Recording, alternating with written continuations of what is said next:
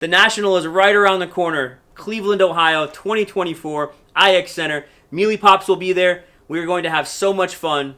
But I'm sure you want some tips and tricks, and you also probably want to know a little bit about buying, how to approach dealers, how to buy at the National, how to pay, how to interact. So we're going to go over all of that with myself, who's been a little bit of a veteran. I'm 10 years now into the National. Tim and Joe as well from the shop are going to be giving you their shared perspectives, and we can't wait to give you some advice so that you can be successful and have a lot of fun at this huge event. When you're trying to buy from a dealer, have an idea of what you want to spend.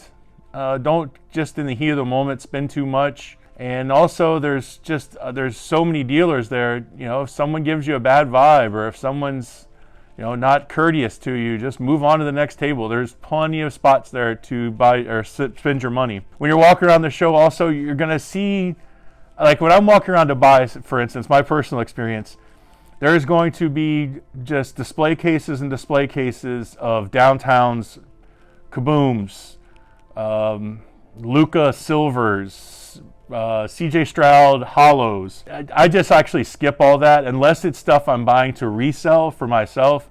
That stuff, anything you can find at like a 40 table show in your hometown. I don't go to the National to find it. I mean, you're flying across the country, you're driving a long way, you have hotels, you have food. Try and find the stuff that you're looking for that's really important to your PC. An obscure card or vintage in a higher grade that you can trade the one you have into a higher grade. That also brings me to another point. Be very wary of buying raw vintage at the National. It's one thing if you go to a setup like Louisville Sports Cards that has a ton of good raw vintage and they stand behind their product, whereas you go to somebody that has one table and all their vintage looks really, really good, but none of it's graded. I'm not saying that it's trimmed for sure, but just be wary of buying raw vintage at the National. Comp the card before you talk to them. Don't just ask somebody what's the best you can do. That's probably the worst question to ask because people hate that. Just shoot an offer that you're comfortable with and then go from there with the dealer. People don't want to be asked like, oh, is that the best you could do? What's your lowest right off the bat? Just shoot them an offer that you're comfortable with and that you think is fair to them too. If somebody's sticker is double what you're going to offer, maybe don't offer it and just move on and maybe come back and ask somebody if they have some room on something prepared with an offer. Some advice when you're buying from dealers is to simply be kind. I think there are a lot of people that I've noticed in this world that have become, look at me, look at how much I know, I'm the King Kong of comps. I am the know-it-all. And that goes nowhere with a dealer, trust me. I think just having an honest conversation, and don't get me wrong, there's other people on the side of the table, dealers, who are going to be like that as well. I get it. But for the most part, most people at the National are willing to work with you, are willing to be reasonable. And I think that's the key, is being reasonable in this whole crazy world of comps and manipulation and all these different data points that we see. So when you are buying from somebody, be kind. Don't show this in their face, right? Hey, check out this comp. By the way, sometimes I've done that when people have showed me a comp. I've taken their phone, and about 3 out of 4 times, I would say, doing that, they've manipulated the comps. They've put lowest sold. They've got data from something that's wrong. They've omitted the highest sale. So we know that, right? We know that. Be kind, be courteous, work with people. And I think that'll go a long way when you're buying from somebody. Also, when you are buying, cash is always king. So remember that when you're buying from people. If you're trying to send lots of digital payments, a lot of these dealers who may be a little bit more old school, they ain't taking Cash App. They ain't taking Zelle. They might take PayPal, and they want friends and family. So if you can send friends and family, maybe that's good. But if you can't, you're up creek. Or on top of that, maybe Venmo, right? That's another element where some people have and they don't have. So credit cards are always very tricky because of how much service fee they're taking. So if you can pay in cash, that will help a lot on the buying side. Another important tip is if you're trying to trade into a card you want, number one, don't be offended if you bring up a card to us and it's maybe something we don't need or we can't sell or something. Don't just shut down and be offended because somebody doesn't want to buy your card or trade for your card. Let's suppose you have a $10 card and you want to trade for another $10 card that we have. You're not going to get equal money for the most part. I'm sure there might be some cards that people think are more liquid and you might be able to get higher percentages, but you realize that you're just not going to trade your problem for someone else's problem. So you're going to have to, normal percentages apply. Just trade as cash still has the same kind of percentages when it comes to trading into something. The other thing I would say, it's another tip I just thought of, is when you're walking around, Obviously, note where you are if you find a card you want, because it's tough to find it again. Everyone will tell you that. But number two is if you find the card you came specifically to the show to buy, and you find it for the price that you're comfortable with, buy it. Because you don't know if it'll be there when you come back in an hour.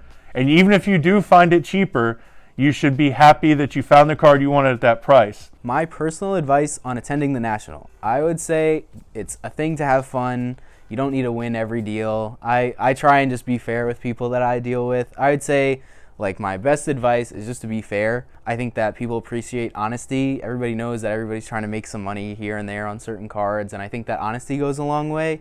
I would never try and I think it's worth blank and it's really worth blank. I just say be honest and everything else will get figured out in the end. I've bought and resold cards for a long time. I've gone to a lot of local shows. I've been to a lot of good shows and a lot of bad shows. When I start piecing out my budget and what I'm gonna bring, I think to myself, all right, how much inventory am I bringing first? Because for me, inventory is a huge factor. If I have a lot in inventory, I'm not gonna bring a ton in cash. If I'm there to sell, I'm there to sell. I'm not gonna be buying huge deals and then, oh my gosh, I have so much to sell. For me, right now I'm carrying pretty big inventory, so I'm gonna go to the National pretty light in cash, probably like mid 4 figures. I'm not really worried about bringing a lot in cash because I don't really care to do a ton of big deals right at the start of the National. I think that a lot of people are gonna be at the National ready to buy right away. So for me, I'm gonna sell my stuff first, and then I'm gonna buy the better deals. I'm not gonna force stuff, and I think that's important when you're considering, like, what are your goals for the National. It's easy to get caught up in, like, oh, everybody's buying, I gotta buy right now. It's a really strong buying market. So now if you have some good stuff that you're into pretty cheap, just sell it. I would say sell it and then take the money and then reinvest into better deals that you find at the end of the show maybe. A lot of stuff that's super liquid, like downtowns, kabooms, I think I would just sell it. Like me personally, I'm not gonna be buying that stuff at 95% trying to make a little bit of money. I think that it's easy to get caught up in the hype, but when you really break it down and look on paper, how much profit are you making? Especially at a show like the National, I would recommend just go with a plan and try and stick to that and try not to get caught up in the wave of like, oh my gosh, I gotta keep up, I gotta have the best cards, because it's not always about that. You can also just go and have fun and then make a little bit and get some cool PC cards that you've been looking for.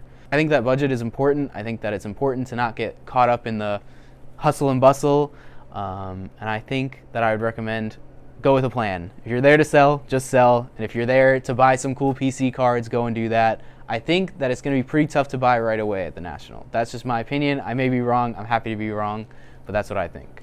Embrace the moment. You only get this once a year, and sometimes people get ill, sometimes people have weddings to go to, and you don't always see everybody at the National. So embrace the moment. There are going to be some crazy breaks, some crazy grade reveals. There's going to be some crazy content being made. All of that stuff, embrace it, and just remember, like, this is the 1 week of the year that the giant hobby family gets together. So take some time, smile, enjoy people's company. Last year was hell. It was tough. You had no AC. You had toilets overflowing in Chicago at the Rosemont Center.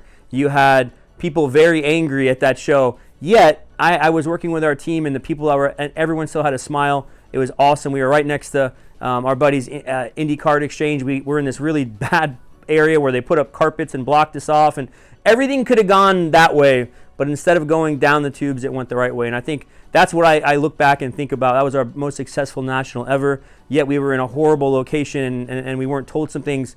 We took lemons and made lemonade, I guess, is what I'm trying to say. So always embrace the moment, embrace what's around you, even if it's not the best, or you're having to wait in line for a long time. Think about that end result. Personal advice on attending the National is if you're not staying within 2 minutes of the facility, you might as well stay 25 to 30 minutes. The Uber ride's not going to be that much more expensive, or probably 20, 25 minutes. The Uber ride's not going to be that much more expensive, and the hotels will be astronomically cheaper. Cleveland's a little different because of the hotel situation, but mainly thinking along the lines of Chicago. Now that I've gone to, I guess, 4 Nationals, definitely the best part is meeting people.